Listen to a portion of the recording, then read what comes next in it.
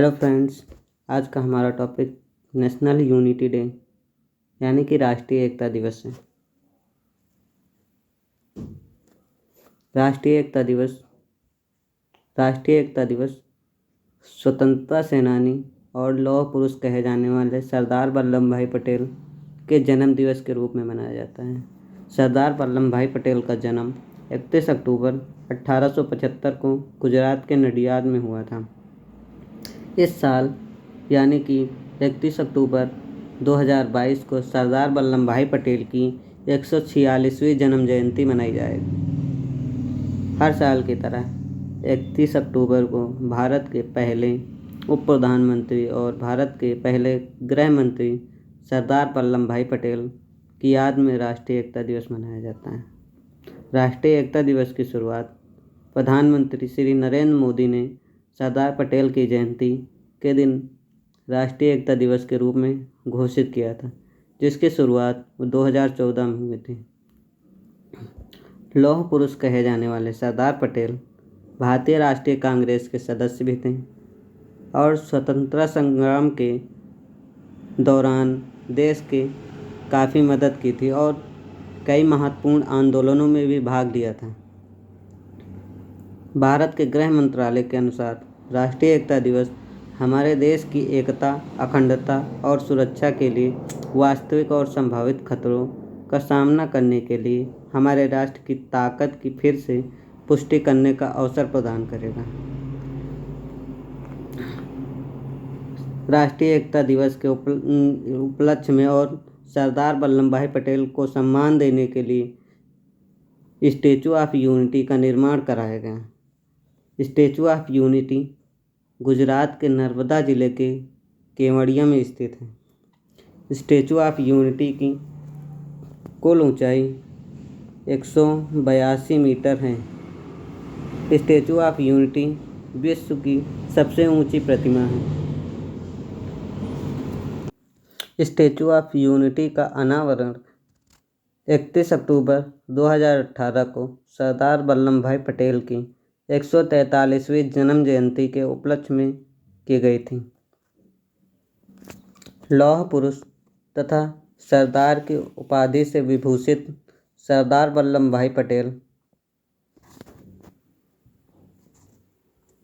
ने अपनी राजनीतिक जीवन की शुरुआत खेड़ा सत्याग्रह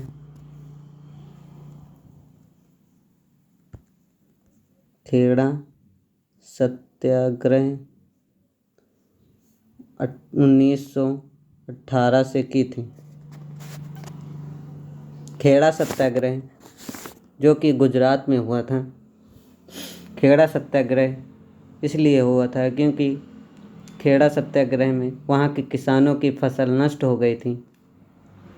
फिर भी अंग्रेजी सरकार द्वारा किसानों से ऊंची लगान वसूली जा रही थी, जहाँ पर सरदार पटेल ने महात्मा गांधी के साथ मिलकर वहाँ आंदोलन किया था, जिसके आगे सरकार विवश होकर यह आदेश दिया कि लगान उन्हीं किसानों से वसूली जाएगी जो किसान लगान देने में समर्थ होंगे।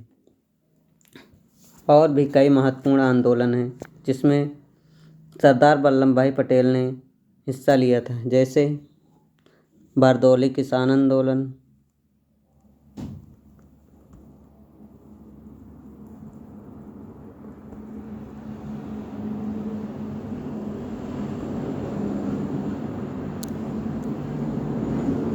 बारदौली किसान आंदोलन 1928 और सविनय अवज्ञा आंदोलन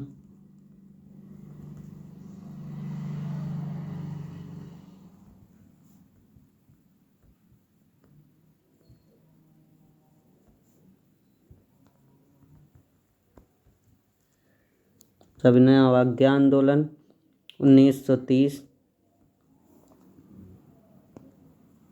और भारत छोड़ो आंदोलन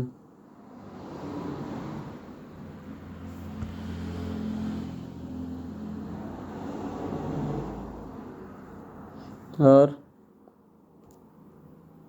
भारत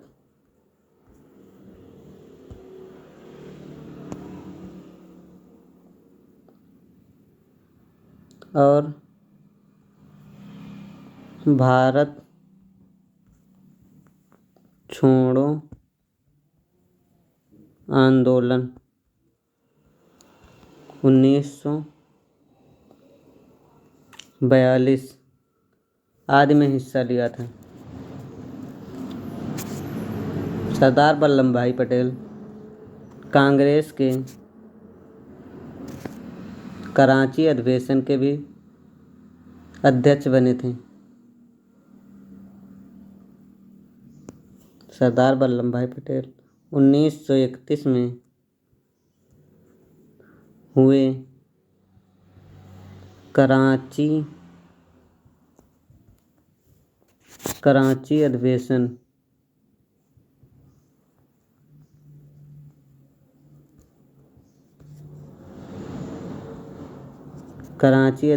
सॉरी, ये लिखा राइटिंग थोड़ी गड़बड़ है। कराची अधिवेशन के अध्यक्ष बने थे तथा कांग्रेस के मंच से मौलिक अधिकार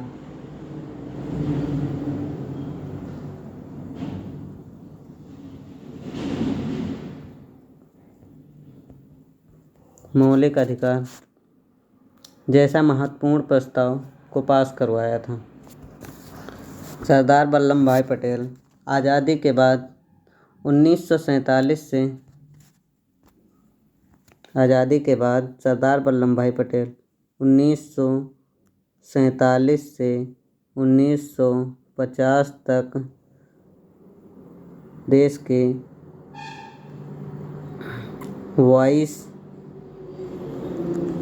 वाइस पीएम थे और होम मिनिस्टर भी थे।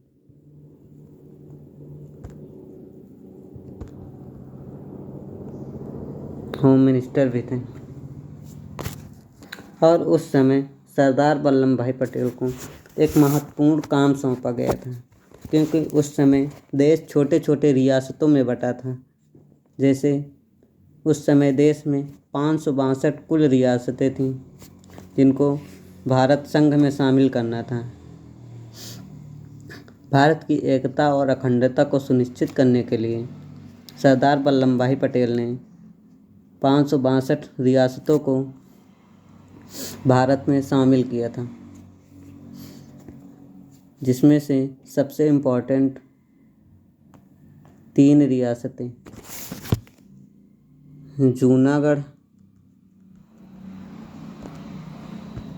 जूनागढ़, हैदराबाद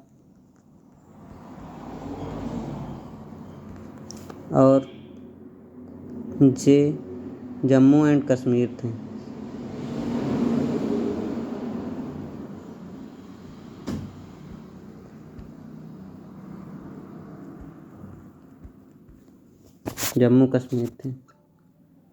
सरदार वल्लभ भाई पटेल ने अपनी कूटनीतिक बुद्धि और विवेक से इन तीनों रियासतों को भारत संघ में शामिल किया था, क्योंकि ये तीनों रियासतें पाकिस्तान में मिलना चाहते थे, जो कि भारत के लिए अच्छा नहीं था। इस महान कार्य के लिए सरदार वल्लभ भाई पटेल को मरणोपरांत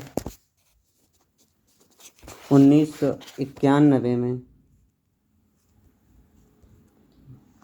भारत रत्न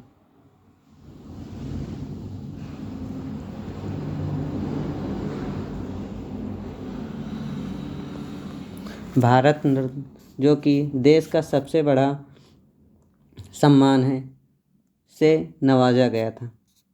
और सरदार वल्लभ भाई पटेल के सम्मान में अहमदाबाद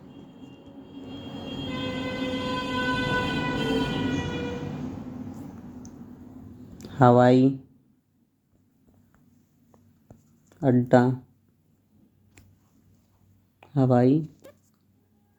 अड्डे का नाम बदलकर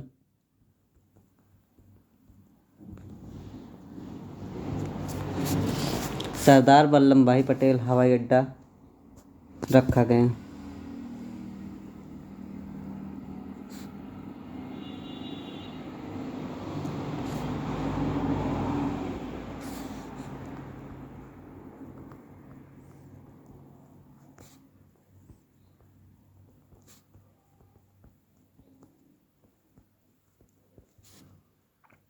रखा।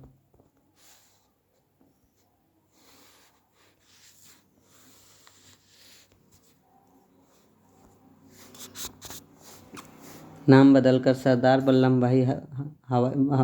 वल्लभ भाई पटेल अंतर्राष्ट्रीय हवाई अड्डा रखा गया तथा सरदार वल्लभ भाई पटेल के सम्मान में स्टैचू ऑफ यूनिटी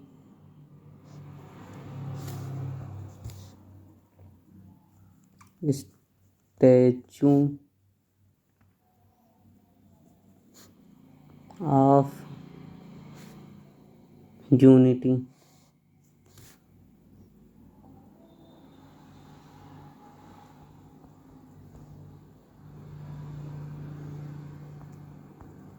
का निर्माण कराया गया। स्टैचू ऑफ यूनिटी को 2018 में अनावरण किया गया। स्टैचू ऑफ यूनिटी की कुल ऊंचाई